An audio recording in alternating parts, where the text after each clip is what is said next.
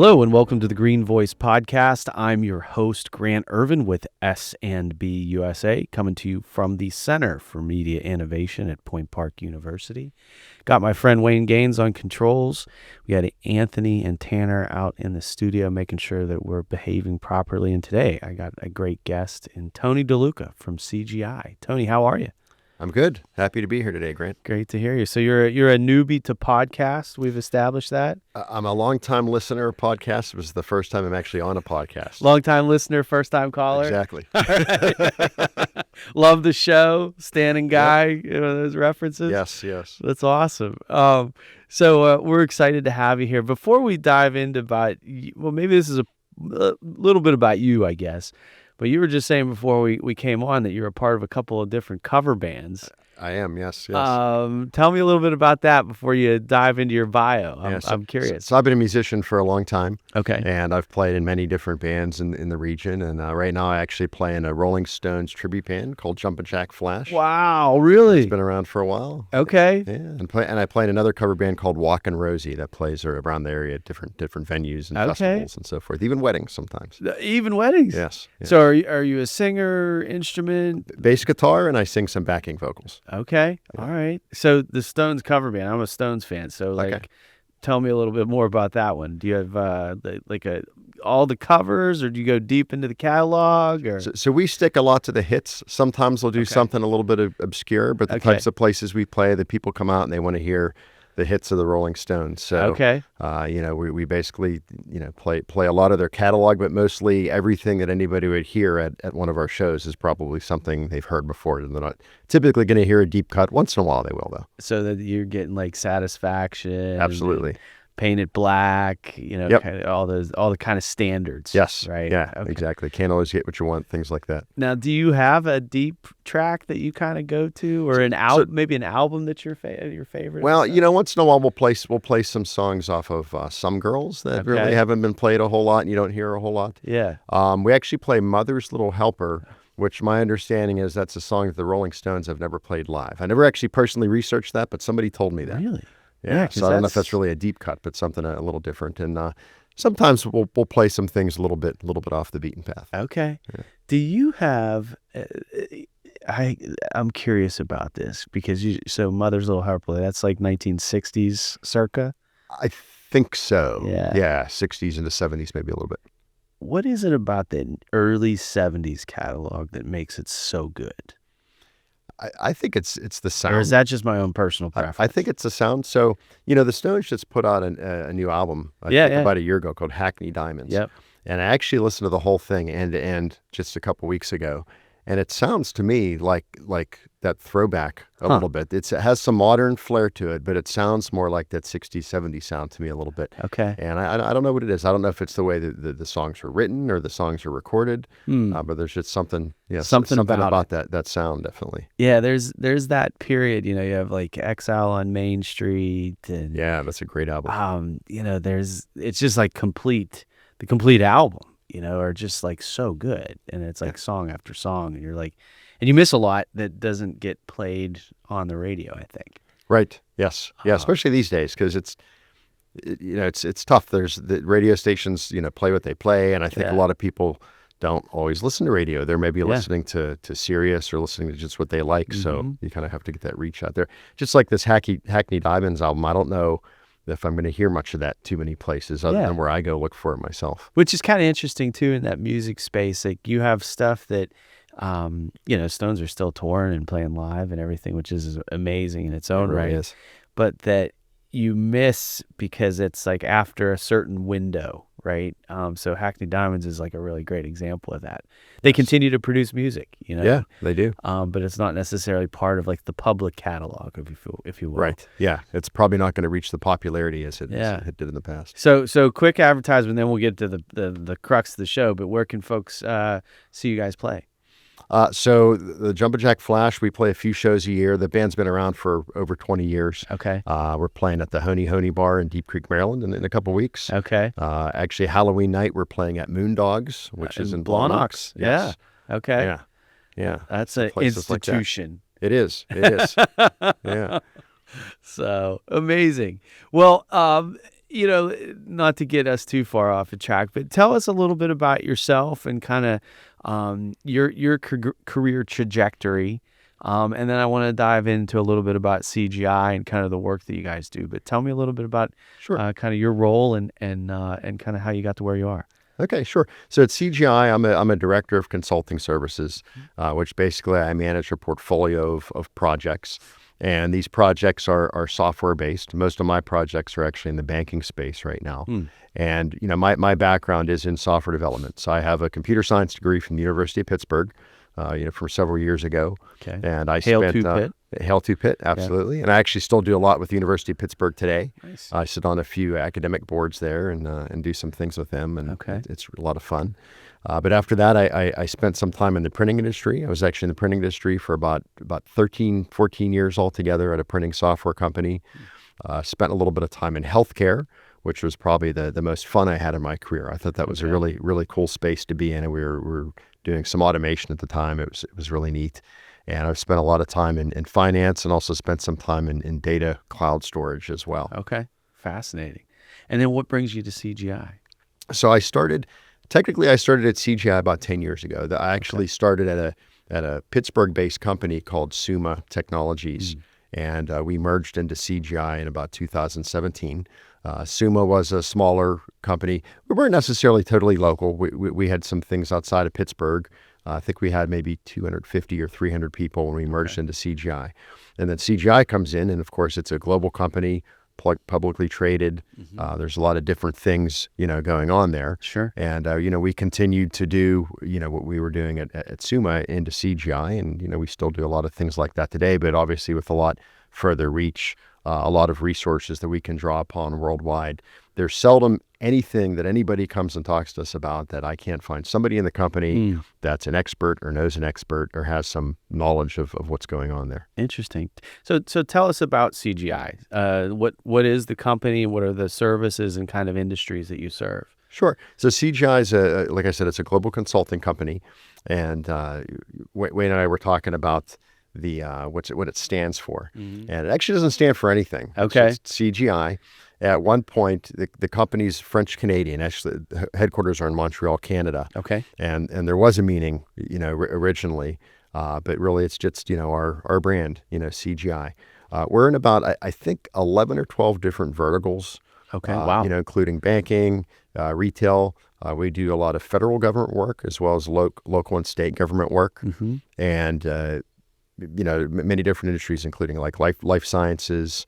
We do some things in healthcare. So really, we're in a lot of different things. Okay. And what the nice thing about CGI that's kind of cool. So a lot of people think of a consulting company as these people that get off of a plane every week and they come in and everything like that. We actually like to stick in the communities that we live in. So we stay in our own communities. Everybody doesn't get on a plane all the time. Usually people in Pittsburgh are working in Pittsburgh, or people in Chicago are working in Chicago. So we really try to focus on the metros that we serve.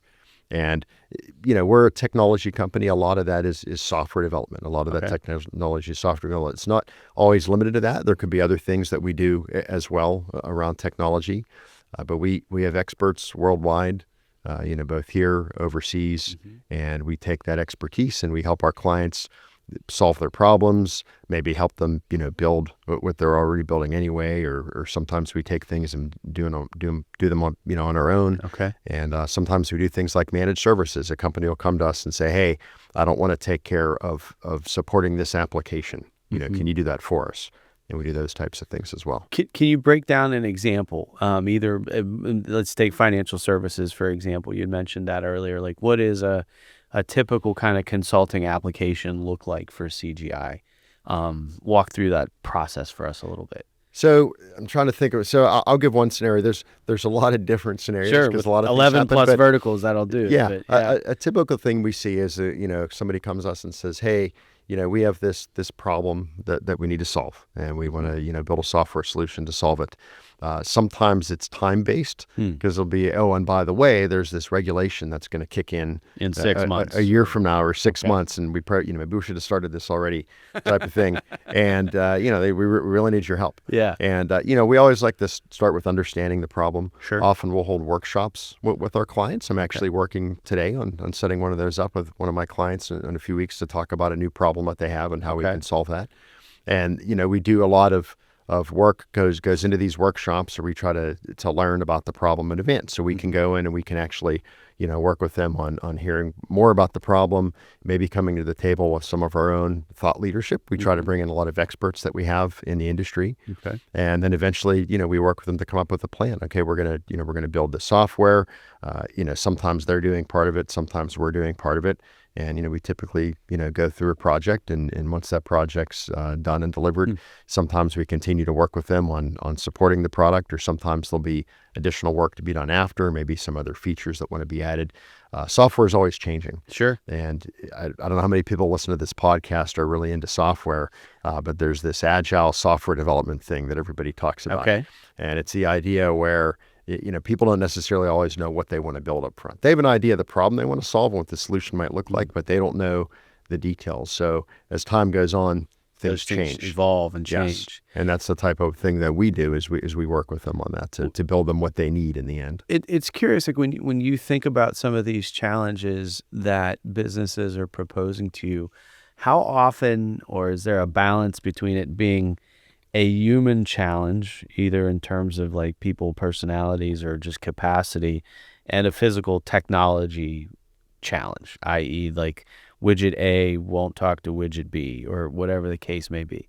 Is there always kind of an interplay with that, or what do you guys find when you do your discovery process? Well, sometimes it's a little both. I think there's always, I don't want to say a people challenge, but there's always change. Anytime software is gonna produce change, you have to manage that change, and often that's a people. Sure. I don't want to say problem, but it's a people challenge. The people that are using the software in the past, the present, and the future have to understand what that change is, and they have to be on board with that. They're the experts. They know the problem. They're using the product. They're using the product. Yeah. So that's one of the things we always have to focus on. And there's technology is always moving. You can't write software and say, okay, here's the software, never touch it again. If you do, a year down the road, it's not going to work because there's something that it interfaces with that's changed. They've moved on. You have to move on with your software. You have to change the back end of that, right? Exactly. Yeah. Exactly. So there's definitely that aspect of it. Well, but they really go hand in hand. Interesting. When you have this, is it are all industries kind of the same?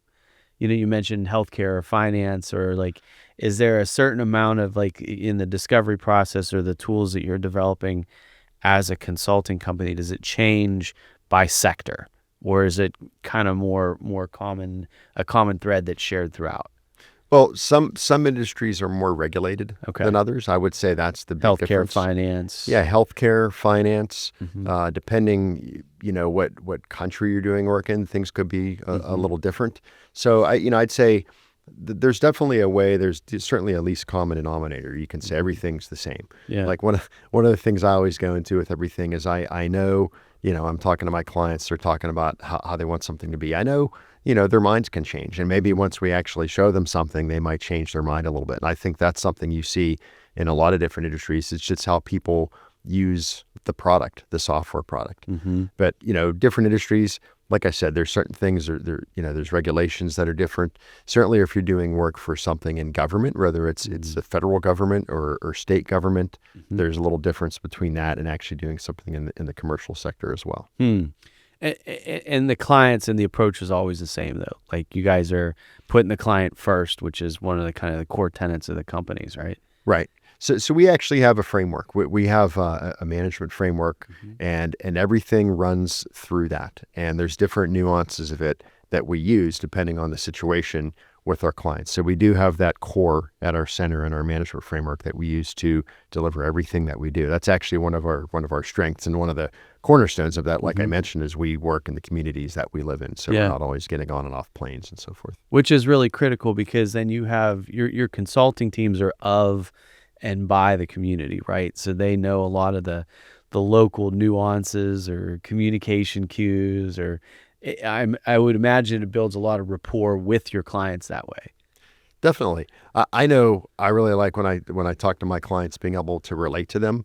So obviously I live in Pittsburgh. A lot of the clients that I deal with live in Pittsburgh, and I know about the community they live in. Sometimes we know people that are in common. We may have gone to a high school that's near each other as a rival or something like that. That definitely certainly does give us some more rapport with our clients, and I think ultimately helps us. Whereas if I'm jumping out of a plane and going to LA or something like that, maybe I don't have the context there and I don't quite understand what the mindset of everybody is there like it is here. That's important. One of the things I want to go down, I got two threads. I wanted to ask you something before I go down kind of the community thread a little further, though, which is, you mentioned technology is always rapidly changing, and obviously there's a huge conversation that we're in the midst of right now, which is this artificial intelligence kind of, is it a revolution? Is it an arrival? I'm not quite sure yet, but like, how is that starting to impact, if at all, kind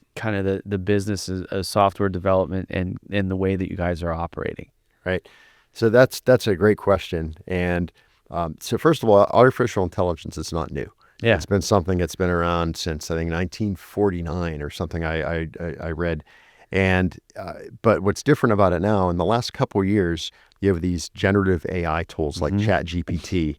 Google has a tool. Everybody has a tool. So people are seeing this more often. They can actually talk to a computer like it's a person and get responses. They can get useful information out of that. Software developers can copy their code into one of those tools and say, hey, show me where there's a bug in this code, or optimize this code, make it run faster, and it'll do it. Wow. So really, I think AI it's the generative function that is so evolved now. It is. Yeah. And I always maintain, like, when there's new technology, I always say, people talk about, oh, it's going to mean less jobs. I don't think that's the case. I think it's going to change jobs, and it's going to enable people to do things differently, because things they had to focus on before, maybe they don't need to focus on that, and they can focus on other things instead. And of course, with AI, there's this thing called where AI might generate a response that's not exactly correct. And so it's important to practice responsible AI. What do they call AI it? Hallucination? Hallucination. Yeah. Okay. Yeah, that's the thing. And at CGI, we this is not like the late 60s, early 70s Stones versions of hallucinations. This is something different. Different type of hallucination. It might have a similar result sometimes, but it's something wrong. But it's not. Okay. But so it has to be in check. That's where we have this thing called human in the loop. And we're doing a lot of that at CGI. We're actually investing a lot of money in AI, both in the form of training, things we're doing with our clients. If you go to our website and search on AI, you can find case studies, you can find different offerings we have with AI. That's actually one of the big things that we've really been focusing on now for maybe the last 2 years or so. Really, really intense, and it's continuing. That's interesting. What is that to prepare clients for AI, or to create like menus for them in terms of what's available and how you can incorporate it into the services you offer? Or? Right. Well, it's really all of those things. So some of our clients, like I said, we work in banking. Okay, I have a bank account. Everybody has a bank account. When you go to your bank account, you don't want there to be any problems, right? Exactly. So if AI is going to be used in software and banking, it has to be good. There can't be an issue, right, a security issue or something like that. So I don't want to hallucinate and think I have more money in my account than I actually do. Right? Yes, exactly. Yeah. So a lot of what we're doing is so we can consult with those clients, and we can help them understand, okay, you want to use AI because you want to maybe move faster, or you want to do more. You don't want to do certain things. You want those to be automated. And we can come in and show them and work with them about how they can do that responsibly. So a lot of it is that. I mean, we have some projects with clients now where we're just getting started, and we do a lot of proof of concepts where we kind of show them, hey, here's this problem it looks like that you have here. Let's show you how we can actually apply this and how it can be done safely. With responsible AI usage, human in the loop is a big part of that. Human really. in the loop. That's a new phrase for me. I'm going to take that with me. Interesting. I want to go back and thanks for sharing that, because it also, I think, influences the type of company you are, right? Like you're working on these advanced technologies, incorporating things like AI, but you're also of and by the community, like you were saying. how does that start to influence some of the work that you guys are doing from a corporate social responsibility standpoint, or your different interactions? Talk to me about, like, from the ground up, how CGI kind of approaches that sort of work. So how we approach work with With the community, yeah, and your different interrelationships that you're able to develop, whether it's your employees and how they're interfacing with local charities and community support, or what sort of that vision looks like from CGI's perspective. Okay. So, a lot of what we, a big part with technology and it's everything is children, children in high school, children in college, and families. And so we do a lot of things with children and with colleges and with families. One of the things that we do every year, we just had this, I think, a few months ago, is Take Your Kid to Work Day. We had 112 students, children in our office, all ages. We don't have little babies there, but from a few years, maybe 3-4 years, all the way up to some kids that are in high school. So we actually, what we do is really cool. One of the things we did with some of the older students is we actually taught them about human-computer design. Cool. And we actually had them work on a problem with us and come up with a solution and present the solution. So they really got to get a good idea of what their parents do at work every day. So really that connection is really cool. And at CGI, the people that work at CGI, which I don't refer to as employees, I refer to as partners. And I could talk about that a little bit later on. But our CGI partners really enjoy that as well, because they're involving their families in the work that the company does all the time. Why partners? What's the framework for it? At CGI, the majority of people that work at CGI own shares of CGI. I think it's about 90%. So it's an employee-owned company. It's largely an employee-owned company. Wow. And that's one of the reasons that we call people partners. And, really another reason is just how we interact with each other. Everybody at CGI has the opportunity to be an entrepreneur. So an entrepreneur is kind of like an entrepreneur, but sort of inside within the confines, within the confines of the organization. So everybody has the ability to act as a leader in their own sense. So that's why we call our employees partners. Is that from the beginning of the company it's been that way, or so what's the history of that? The founder of the company, Serge Godin, has always been very big on everybody being involved and everybody being owners. Yeah. And for a long time, we actually called our partners members, and recently we kind of changed to partners. Okay. And most people's business cards say partner on them, and it's really that mindset, and it is a mindset that's really come from him and how he's grown the company over the years. That's fascinating. Now, how many employees globally, and how many locally here in Pittsburgh? We have about 90,000 globally. Okay. I think locally we have maybe about 1,500. Wow. I actually should have checked on that number before I came here. Yeah. Anthony will fact check you out there. There we go. Yeah, there you go. So about 1,500 locally, and that employee mindset of ownership compared to like other places that you've worked, what's different about that? Well, I know for me, if I'm working on something that's mine, that I own, I tend to think about it a little differently than if I'm just doing a job. And you kind of get to create your own personal brand that way, and that brand's part of the company. So it really makes me feel part of something. One of the things I really have always liked about CGI, I've always wanted to. I always thought about having my own business doing something. Sure. And I've done little things here and there with music and stuff like that, but I really never had my own business. But working at CGI and working with my portfolio and my teammates, I feel like, we have a business together. Yeah. And it's really a good feeling, I think, that enables us, again, to serve our clients and our communities. It gives you a sense of ownership and responsibility concurrently, right? Yes, absolutely. That's really fascinating, I think. And is there, I'm trying to picture this, like 90,000 people worldwide, 1,500 here in Pittsburgh. Is that culture connect to other offices as well? It is. So the interesting thing, if you work at CGI, you might not realize how big the company is. It doesn't seem like that. Yeah. Because everybody is tight-knit. But there certainly is that connect. I was working on something a year or two ago, and I was trying to find somebody that worked with this particular technology, and I really couldn't find anybody. And I found somebody in France. And I reached out and I had a conversation with this person. In a different division of CGI. Completely different country. And with CGI, that's fine. I mean, everybody at CGI really communicates. Everybody's very friendly. It's easy to reach out, even if somebody you haven't interacted with before. Yeah. And be able to have that rapport and work with them. Do you have, I'm curious about that, the internal communications challenge, right? Particularly you probably, every organization has internal communications challenges, but like, how do you guys navigate that?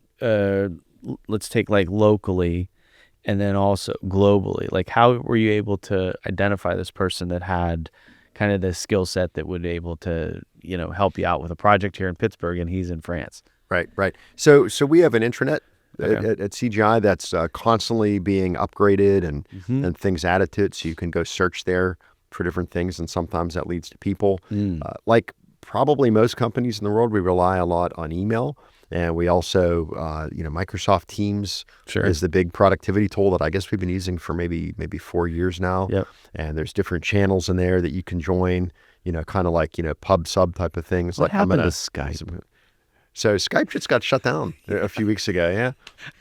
So when I worked with Skype, it was mostly for there's going to be a book or like a VH1 behind the music, where have they gone, or like what happened to Skype? Like, right. Teams just swallowed it up. Well, if you remember, it's a parallel to this. So Facebook, when Facebook came out, a lot of people don't remember this. There was actually something called MySpace. Yeah. And it was much more popular. And all of a sudden, Facebook pops up, and I looked at Facebook, thinking, this is just MySpace. Well, why is this? What makes this any better? But now MySpace is gone. And MySpace totally disappeared. Yeah, like where have they gone? Yeah. So you rely a lot on like the internet and kind of that capabilities to keep that updated and fresh, and the ability to interrelate. Now, do you guys also kind of cross-pollinate between offices, where you might work with a team from Columbus or Chicago or on various projects because the clients might stretch out? Yes. So CGI, we're divided into different countries, and within the United States, we're divided into business units that are, each business unit is focused on a particular region or usually a set of metro areas. So I'm part of the Great Lakes business unit, which covers Pittsburgh, Cleveland, Columbus, Detroit, Louisville, Kentucky. I think I said Columbus already. And I think that's it. I might be forgetting one or two places in there. And, we have our East business unit that covers New York City and some other places. So we're divided that way, but we do cross-pollinate all the time. We have people that work on different projects, sometimes in different areas based on availability, based on what their expertise is and what makes sense. So we definitely do, cross-pollinate, and even across countries sometimes. I was actually just on a call this morning, had about maybe 110 people on it, and somebody is doing a presentation on some of our latest tools that we can use to help us with business development. That's something that's relevant to a lot of people. So there was a lot of people from, I'm actually not sure, this might have been a United States focused one, but sometimes there's people internationally on those calls as well. That's interesting. When you guys, we touched a little bit about the engagement in the community, which, helps, obviously being local based, and you take your kid to work day, which is an awesome experience. How are you guys kind of approaching the role and impact of the environment? Are you doing stuff that's like within like the CGI kind of boundaries, or are you also taking some of these lessons and learned things that you guys are doing within the company also to your clients? Like, what does some of that look like, I guess, both internal to your own corporate operations, but also what are the things you're working on with clients? So like internally, I actually jotted down a few things here that we were doing. So we have this tool, and it's called CGI for Good. And people can post things that they're doing on there, such as, if they're looking for volunteers for an event or just an initiative. And there's some things on there related to the client. I looked late last week, and coming up here, there's actually a couple cleanups happening. One's called Trashy Tuesday. It's in Florida. Tuesday, okay. There's a beach cleanup in Hawaii. Okay, as an example. One thing I mentioned when I was on the panel that you hosted a few months ago. We actually have something you can sign up for to clean up your email. There's actually a bit of a carbon footprint that email leaves that's comparable to driving. Go into that a little bit. So I think I wrote down the details of this here. Maybe I don't have them here, but okay. So deleting emails can reduce carbon emissions, and actually, not the important ones. Don't. I'm just not the important public service announcement. Don't. Some emails are important. Yeah. That email from your boss. Don't delete that. Well, no, that one. Don't want to delete that one. Yeah. But the average person's email actually has the same carbon emissions as driving a car 124 miles. Jeez. And I learned. So we actually have an initiative on CGI for Good to clean up your email. It takes 20 minutes. Unsubscribe from mail lists that are not relevant. Delete unneeded message. Clean out duplicate files. Deleting old photos. Things like that. So that's just a side example there. And so like the math behind that is effectively the cloud storage that's required. Probably. I'm not 100% sure. Yeah. But if you think about email, I mean, I know with me, I can see the size of my email box. I can see how many gigs this is taking up. And sometimes you look at that, it's like, wow, this is really big.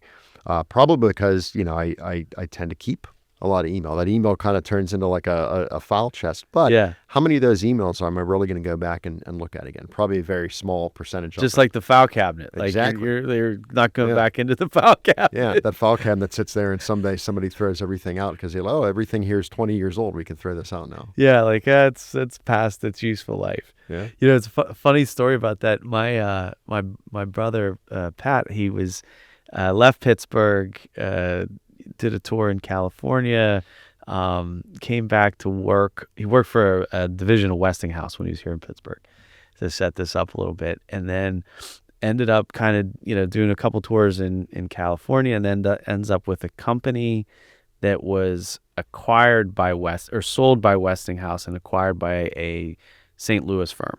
And so he was in a file cabinet in their offices in St. Louis and found a report that he generated while at Westinghouse like 15 years earlier. And he was like, wow, this was like my market study that I did, in 19, blah, blah, blah, blah, blah. And I'm like, oh my God, like they never cleaned out the file cabinet. And it was there. It was there. So I asked him, I was like, was it still relevant? He's like, yeah, it still made sense, so they ended up using portions of it, I guess. But so we got to watch what you delete. I guess is the lesson, but you can clean up your carbon footprint. Yes. In that regard. Yes. Yeah, that's the idea. So that is smart. What about on the client side? Like, do you see a lot of clients coming to you guys looking for various solutions, that help kind of this human community interface, we'll call it? Like, are they trying to figure out, or customers too, like, is there a growing demand and desire for that, even though that like, technology is hyperscaling to kind of make better human connections? Right. So we always try to do things with our clients. We like to say we sit on the same side of the table. We don't sit across the table. And a lot of that often has to do with things that we do in the community as well. Yeah. That's actually one of the things that we measure when we talk to our clients. One of the things we talk to them about is, hey, what's going on in the community that we've invited you to do with us, or we could do together. And often a lot of the things I do at the University of Pittsburgh, like I said, I do a lot of things with students there. I sit on a few academic boards. There's a few of our clients that are involved with those as well. And sometimes we're doing hackathons together, and things like that. So it's definitely, being part of the community, because a lot of our clients are also in this community. We certainly want to do things with them together and have the opportunity to make an impact together. I want to kind of bring the conversation home, and I want to end with this, is like, because your involvement in places like the University of Pittsburgh, what are some of the things that you're gleaning from those engagements with students and faculty? That's the A. Like, what are some of the things that you're starting to pick up in these sorts of engagements? The second piece of that is, given like the technology changes that are out there, how are you seeing the need to kind of, if at all, for higher education students, faculty to make pivots? Like, what are things that they can do in order to be better prepared for this changing world in technology? Right. Well, first of all, asking for a friend too, because my next meeting's up at Pitt, so I have to impart some wisdom. So if you can throw some my way, I'm going to take it. Yeah, there you go. Well, one thing I'll say about college students these days, the future is bright, at least from my perspective. I know a lot of people, from different generations, they say people have a different work ethic. The students that I interact with at the university are just outstanding. they're trying to get internships after their freshman year. When I was in school, that wasn't even something you thought about. Usually it was after your junior year. You might try to go get an internship, but they're really trying to get started early. I was just at a program a few weeks ago where I sat on a panel, and it's for incoming students to the School of Computing and Information at the University of Pittsburgh. And they didn't even start yet. They're freshmen starting today. Today's their first day, but they came to the university early to participate in some program, and they got to talk to people like me in industry and actually ask us questions about things that, is probably going to shape a little bit about how they approach college and try to, have a career after that. And, one of the things with universities, they're always looking for new ways to do things and new ways to engage students. And I think, in the past, I don't know if this is entirely true, but I know when I went to college, I wasn't thinking much about, when I went there, about the company I was going to work for or what I was going to do. I was thinking about learning. Yeah. And that's still the case. Top priority. Right? I had friends that went to maybe some technical schools where right away they were connected with, when you're done here, you're going to probably go work at one of these companies over here. And I think colleges more and more want to have that interaction with the community. Not that a college needs to be a direct technical school, but, to make sure that the students understand things that they're going to deal with after they graduate and really prepare them for actually working for a company and the types of things, they want to do there. That they're able to hit the ground running, once they get to that company. Yes, absolutely. Yeah. That's awesome. Well, Tony DeLuca, thank you so much for the work that you're doing, in the community, and also all the work that the team at CGI is doing here in Pittsburgh. We really appreciate all of your contributions. All right. Well, thank you for having me. I really enjoyed this. Awesome. Thank you. And thank you for listening into The Green Voice. I'm Grant Ervin with S&B USA. Thanks to the team here at Point Park and Earth Day Pittsburgh, and thank you for listening in. Have a great day, and we'll talk to you soon.